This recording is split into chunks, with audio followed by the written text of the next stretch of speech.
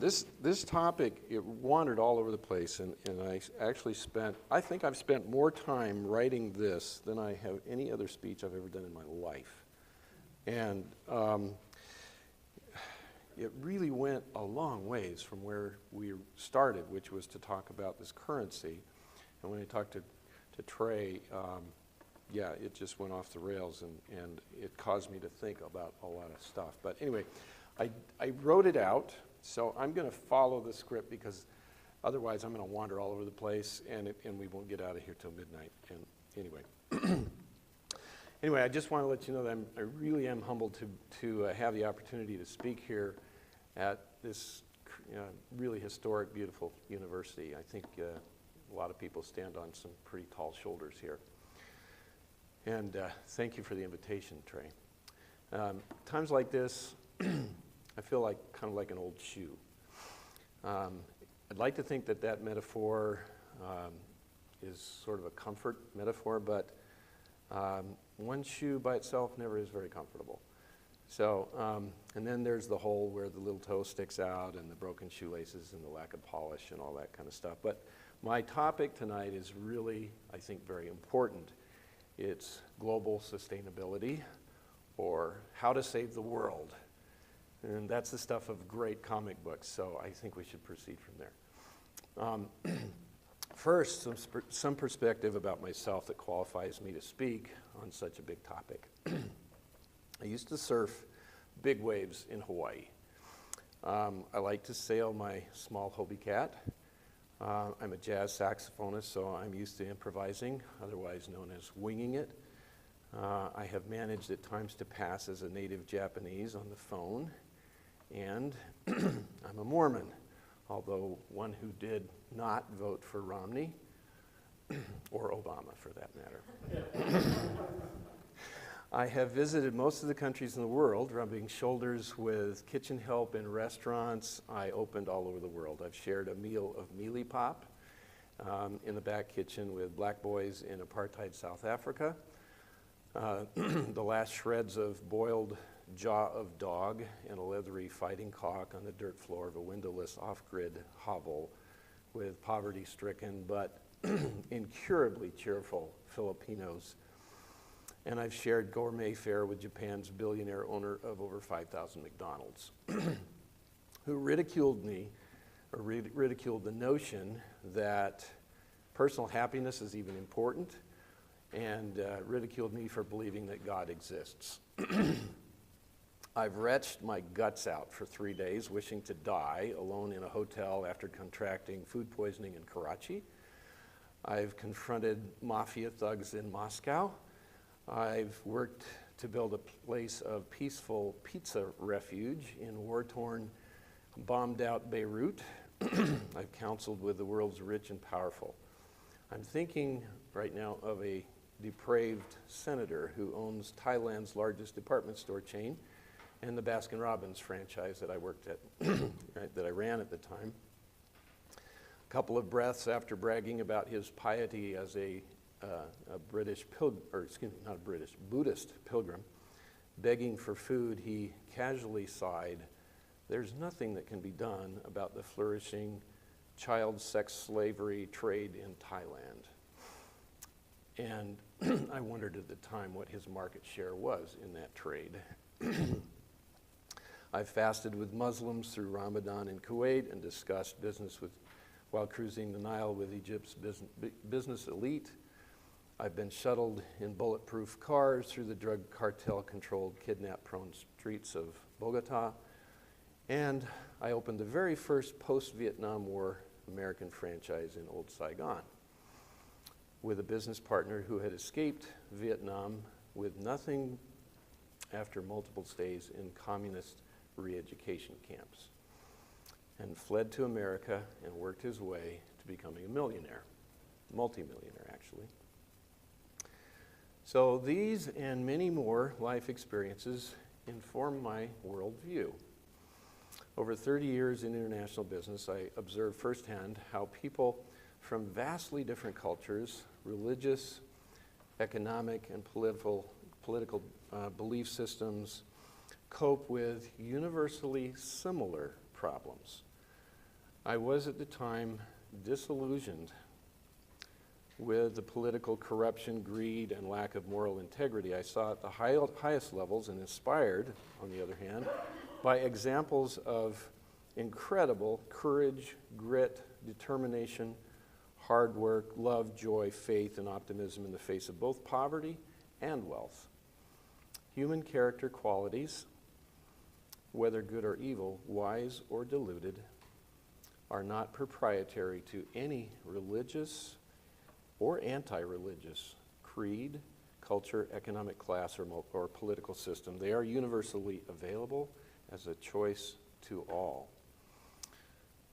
So, armed with little more than an eclectic bag of life experiences and my life savings, I dropped out of the senior ranks of big business to build a sustainable safe haven for myself, my family, and my friends, most of whom I had not yet met. The village on Sewanee Creek is what is known as an intentional community. That is, a community of like-minded people who share common values and objectives, opt to live in close proximity, and build a mutual support system together. Recently, in our continuing quest to become more self-sufficient, we launched our own currency to grease the wheels of local trade and provide some degree of insulation from inflation in the future. It occurred to me that, as we contemplated that independent currencies are the stuff of really good economics courses. And so I called Professor Williams to see if there was an interest, and soon after I got a call from Trey, and I explained at that time the larger context from within which we were doing this currency. And at the time I was taken aback when Trey commented that he was having a hard time reconciling libertarian views that I had written about on my blog with the notion of sustainability. And I responded back to him, I can't imagine being sustainable without the moral and economic values that I had written about. So that's what got us sort of off track and where this speech is going today. I soon realized that we were speaking a totally different language, a language with a common vocabulary, but with vastly different meanings, symbols, and emotional baggage attached. I realized that sustainability, as commonly conceived, seems to be a smaller subset, not inclusive of many of the issues I consider core. So we began to explore the vocabulary.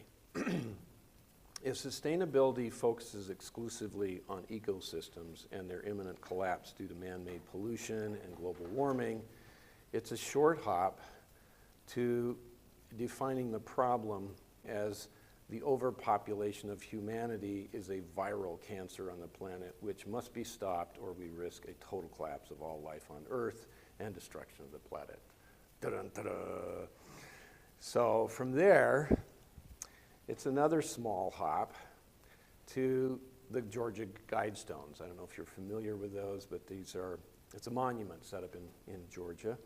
They're pillars of progressive wisdom that call for a global population of about 500 million or less. How do you get there from 7 billion in time to save the world from global warming collapse? Well, how quickly would that need to happen? 5 years? 10 years? On the outside, maybe 50 years? Well, the world's pretty experienced with war, genocide, and eugenics. None of those are very palatable topics for polite chit-chat, so we tend to avoid talking about them. This is where I realize that while we see the same 800-pound gorilla-sized problems, there are large differences in worldview and belief systems that prescribe vastly different solutions. So to be clear, I reject the notion that mankind is a cancer on the planet. I believe that the solution to sustainability does not lie in eliminating 93% of the population, but in improving their belief systems, moral character, and behaviors. Now, granted, that's no small task, but unfortunately, it's the only real alternative that we have to slavery or extermination, neither of which I like very much. So, given that moral principles, values, and behaviors are foundational to real sustainability, let me list the core principles upon which we are building a sustainable, self-sufficient village. And mixed with each principle, I'll try to give at least one tangible example of how we are putting the principles into practice. First is freedom, enabled by self-sufficiency and personal accountability. Now, there's the link to that libertarian philosophy. And by the way, I don't see myself as a libertarian. There are certain parts of libertarianism that I agree with wholeheartedly, but there are other parts that I don't. So I see myself as an independent thinker, and I write about libertarianism from time to time. But the strength of any civilization rests on the moral character of its individuals and its smallest social units, which are families. To the extent that people rely on external institutions, especially government, to define and to govern all their choices, they abdicate personal accountability in favor of the state. The dependence this breeds is the opposite of self-sufficiency. Personal property ownership is critical for accountability. The village is therefore not a commune. Where it makes economic sense to spread the cost of ownership, we carefully co-invest in equipment and infrastructure. My wife and I own a 2,000 square foot greenhouse located on our land. It's filled with raised beds with enriched soil. And last winter we decided not to heat it at night. It was too expensive and too much bother, but rather to grow exclusively cold weather crops. And we invited other villagers to assist with the labor of maintaining the greenhouse all winter. The crop was so abundant that it fed 3 families very well throughout the winter. Participation was voluntary, but once committed, it was expected. You may be familiar with the Sewanee Land Trust. I would imagine most of you are. While their model varies to some degree in that the land is owned in common, I believe it is similar to the village in that each family has clear accountability for their piece of land and their home, and they also cultivate a strong sense of community. Freedom to innovate is critical to sustainability. People in the village are not bound by onerous covenants that dictate types, sizes, and colors of houses.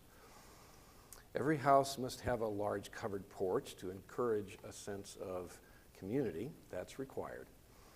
But other than that, the only restrictions are those imposed by government. This kind of freedom means that we can experiment with sustainable alternative housing. After building a small traditional house, we decided to add a guest house for visitors. We built it from used shipping containers, insulated it with 3 inches thick of insulated panels from abandoned chicken houses and old cabinets from remodeled kitchens. It's heated with a wood-burning stove. It doubles as our backup house, so to speak, just in case ours burns down or we need to go off-grid for some reason. My son Jonathan, who's back in the back and filming today, he's living in it right now until the next semester starts, and he'll be going back to school. Total cost of building this little house is about 640 square feet, $10,000. Second comes economic sustainability through productivity, efficiency, and frugality. At its core is the principle of living within our means and avoiding waste. We avoid debt like the plague. We produce more than we consume. If there's a shortfall, we do not look for handouts or bailouts. When production falls, so does consumption. But we're not into poverty for the sake of asceticism. We want to continue to raise the bar on our ability to create, build, innovate, and live an abundant life. For example, we've managed to sustain the growth and development of the village in pretty bad economic times when all other developments of similar timing on the mountain are bankrupt or gone. Developing the village has been a financial bust for me too, but we've lived sustainably for 6 years entirely on our savings. And our personal property is completely debt-free while we're prepared for the inevitable bumps in the road that life brings. We're water and food self-sufficient because we installed a large rainwater collection system. It's 7,500 gallons, and that allows us to water even in drought to do irrigation of our farming. And so we can raise most of our food, and we raise shiitake mushrooms and chickens and all kinds of other things that makes us sustainable and self-sufficient. We're committed to renewable energy, but to be sustainable, it must also be economical. So we have begun to install solar PV systems as costs have become sustainable, as they've begun to come down to $1 per watt, and that's starting to work, but not until then. Meanwhile, we've developed other innovative options, including wood gasification, high-efficiency Lister generators, micro-hydroelectric, using our 50-foot waterfall, to reduce reliance on electricity and utilize abundant local resources, renewable resources, I might add. Several of us use heat from outdoor wood-burning furnaces. Mike, here on the front row, is one of them. I'm also currently working on solarizing my golf cart so that I'll be able to make trips into town and never have to fill up my gas tank. Or charge it, even for that matter, off the grid. One of our villagers is a software engineer and inventor.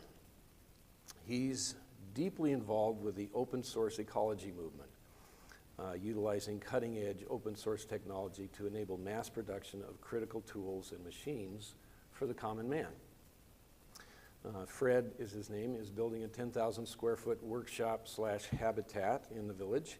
He plans to share his facility with villagers and create employment opportunities in the renewable energy business. You can learn more about his exciting project at opensourceecology.org, or you can watch a TED video about this whole process. Fred's currently sponsoring a village project to build a biochar factory based on the Terra Preta model for soil enhancement, and we hope to be launching that within the next couple of weeks. Next is interdependence.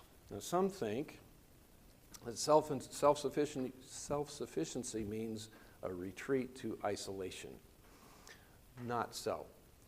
Perhaps the strongest attraction for new villagers is the sense that they desire to be strong and self-sufficient, but recognize the impossibility of becoming a self-sufficient island unto themselves. Community is the strongest draw for the village.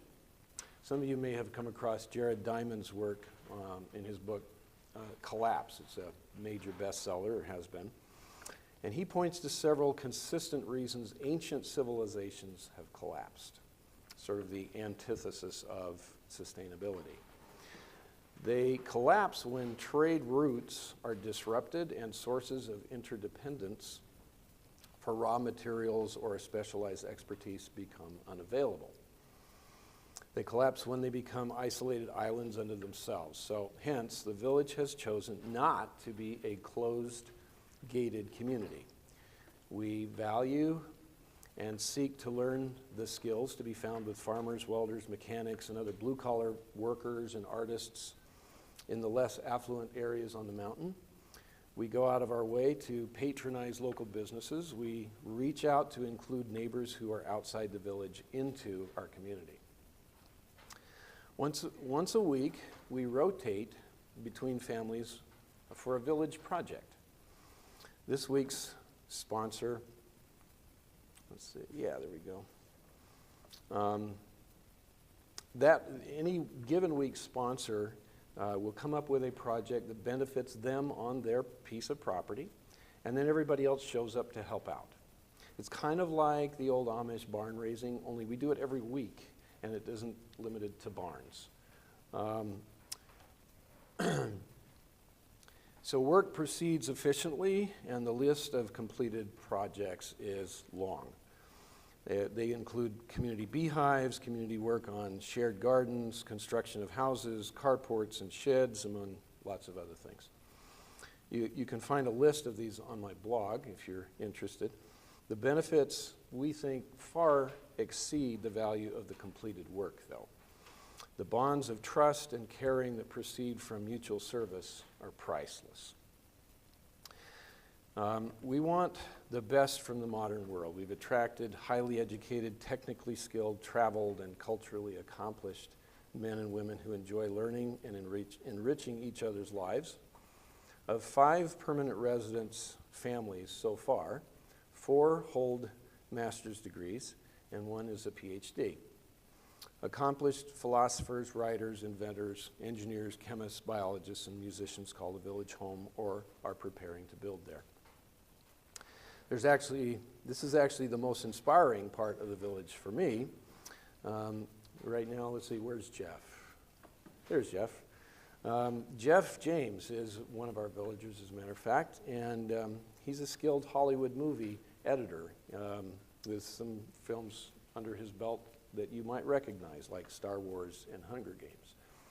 He's one of our villagers getting prepared to build his house there now. The first thing I built in the village was an amphitheater, equipped with a large outdoor movie screen and sound system. This is our place for learning and the arts. We create our own music, plays, and enjoy movies under the stars. Phil's facilities are low cost. They're once again built out of another shipping container and a large stage on the front of it. The backstage is, as I said, repurposed from a shipping container. The large doors create, when they're opened, some really great acoustics that it's built into the side of a natural bowl for an amphitheater. And it's been great fun enjoying and creating this unique kind of a place. And it overlooks our little place called Sewanee Gulf. In fact, we didn't steal the name Sewanee from the university. I just want to make that clear. We've been charged with that in the past, but there is a gulf over there called Sewanee Gulf, and there's a creek that runs through the middle of it called Sewanee Creek. We also meet regularly in our homes to share ideas, good food, and good times. Finally, perhaps the most important value that cements the village together is a common belief in the oft-touted but less practiced principle called the golden rule.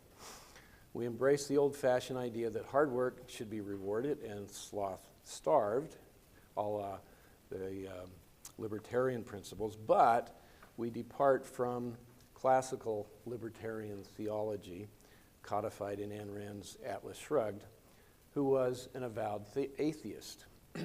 One of the recently released